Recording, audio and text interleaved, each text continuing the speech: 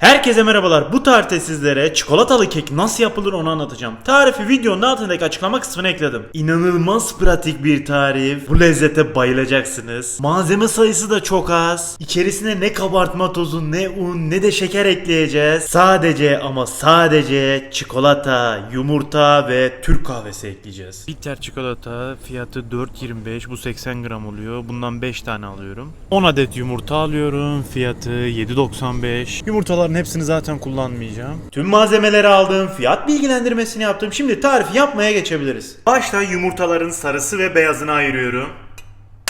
Kolay bir yöntem göstereyim. Bu şekilde önce çatlatıyorum yumurtayı. Daha sonra açıyorum.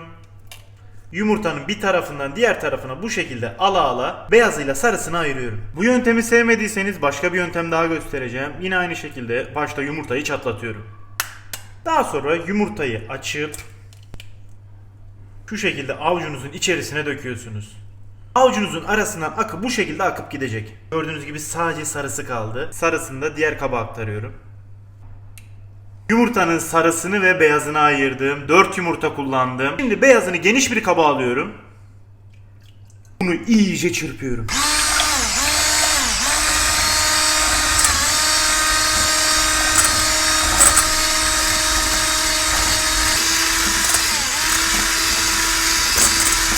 Tam tamına bu şekilde kıvam alması gerekiyor. Köpük gibi. Ben bunu ortalama 7-8 dakika durmadan bu şekilde çırptım. Bunu şimdilik bir kenara alıyorum. 4 tane yumurtanın sarısını iyice çırpıyorum.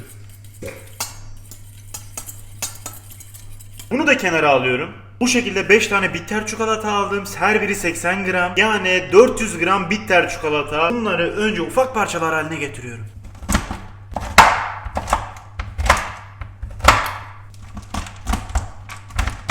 Çikolataları ufak parçalar haline getirdim. Ocağın altını yakıyorum. Tencereyi ocağa ekliyorum. Tencerenin içerisine kaynamış su ekliyorum. Üzerine de borcam ekliyorum. Çikolataları bu şekilde benmari usulü eriteceğim. Şimdi çikolataları ekleyebilirim. Kısık ateşte bunları bu şekilde eritiyorum. Ara ara karıştırmanız gerekecek. Göreceksiniz zaten 4-5 dakika içerisinde komple çikolatalar eriyecek. Çok yüksek ateşte bunu eritmeyin. Aşağıdaki su kesinlikle borcama değmemesi gerekiyor. Çikolatalar eridi. Kıvamı bu şekilde oldu. Siz de bu şekilde bu kıvama gelene kadar eriteceksiniz. Ocağın altını kapatıyorum. Bunu bir kenara alacağım. Çok az soğutacağım çünkü üzerine yumurtanın sarısını ekleyeceğim. Yumurtaların pişmemesi gerekiyor. Onun için çikolatamın çok sıcak olmaması gerekiyor. Çikolatayı tam tamına 5 dakika soğuttum. Sakın daha fazla soğutmayın yoksa katılaşır. Tüm malzemeler hazır. Çikolata hazır. Yumurtanın akını köpük haline getirdik. Bu hazır. Yumurtanın sarısını çırptık. Bu hazır. Bir tatlı kaşığı da kahve hazır. Şimdi bunların hepsini nasıl karıştıracağız onu göstereceğim. Öncelikle bir tatlı kaşığı kahveyi ekliyorum. Kahveyi ekler eklemez iyice çırpıyorum. Her tarafına kahvenin geldiğinden emin olun. İyice karıştırmanız gerekecek bu şekilde. Topak topak kalmasın sakın. Şimdi de yumurtanın sarısını ekleyeceğim ama hepsini birden eklemiyorum. Bu şekilde bir kaşık alıyorum. Bir yemek kaşığı aldım. İçerisine aktarıyorum. İçerisine aktardıktan sonra bunu karıştırıyorum. Hepsini birden eklemeyeceğiz. Hepsini eklersek çikolata sıcak, yumurtamızın pişme ihtimali var. İşimizi garantiye alacağız. Bu şekilde yavaş yavaş ekliyorum ve bu şekilde karıştırıyorum. Şimdi bir kaşık daha ekliyorum. Bunu çırpıyorum. Bu şekilde bir kaşık daha ekliyorum. Ve bitene kadar bu şekilde bir kaşık ekleye ekleye karıştırıyorum. Yumurtayı ekledikçe bunun katılaştığını göreceksiniz zaten. Doğru yolda olduğunuzun bir göstergesi bu. Görüyorsunuz nasıl katılaştı. İşte istediğimiz kıvam tam da bu. Şimdi yumurtanın akını ekleyeceğiz. Bunu da azar azar ekleyeceğiz. Yumurtanın akından alıyorum. Bu şekilde çikolatalı karışımın içerisine ekliyorum. Bunu karıştırırken çok homojen bir şekilde karıştırmayın sakın. Köpüğünü öldürmeden bunu bu şekilde karıştıracağız. Tekrardan karışımdan alıyorum. Ve çikolatanın içerisine ekliyorum. Evet, ekledikçe sıvılaştı zaten. Katı halden sıvı hale tekrardan geldi. Hepsini azar azar daha demin gösterdiğim gibi ekledim.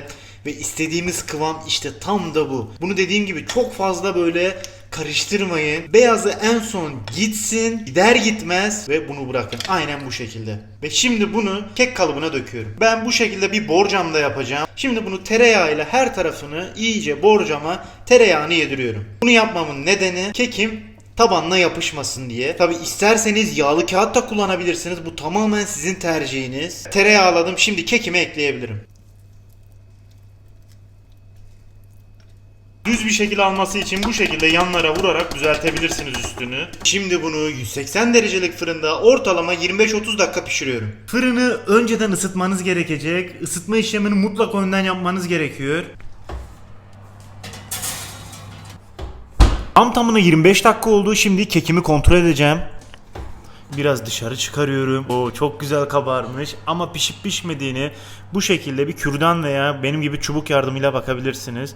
İçine batırıyorum ve çıkarıyorum. Biraz daha ister. Tam tamına 40 dakikadır pişirdim. Ben bunu çubukla kontrol ettim. Tam kıvamında. Şimdi açıyorum ve size gösteriyorum.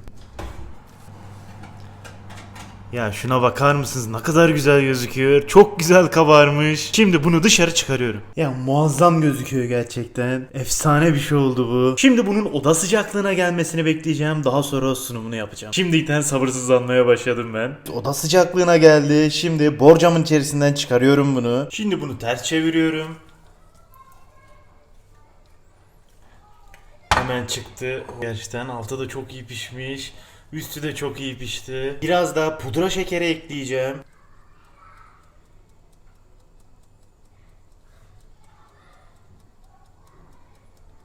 İşte olay tam da budur. Mis gibi gözüktü. Çok güzel gözüküyor gerçekten. Şimdi en sevdiğim zamana geldi. Tadım yapacağım. Bakalım nasıl olmuş. Şimdi bunu bölüyorum.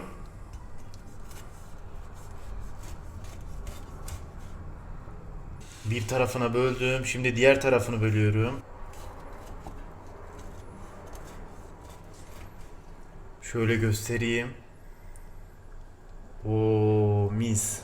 Şuna bakın ya. Bol çikolatalı, kahveli, mis gibi bir pasta. Bakalım tadı nasıl olmuş.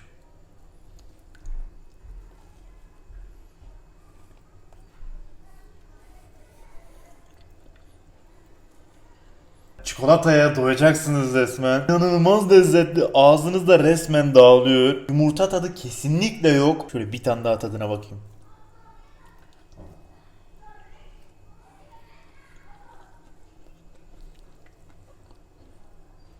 Muazzam ya. Dört dörtlük olmuş. Herkese afiyet olsun. Videomuzu beğenip kanalımıza abone olmayı unutmayın. Bir sonraki videoda görüşmek üzere arkadaşlar. Hoşça kalın.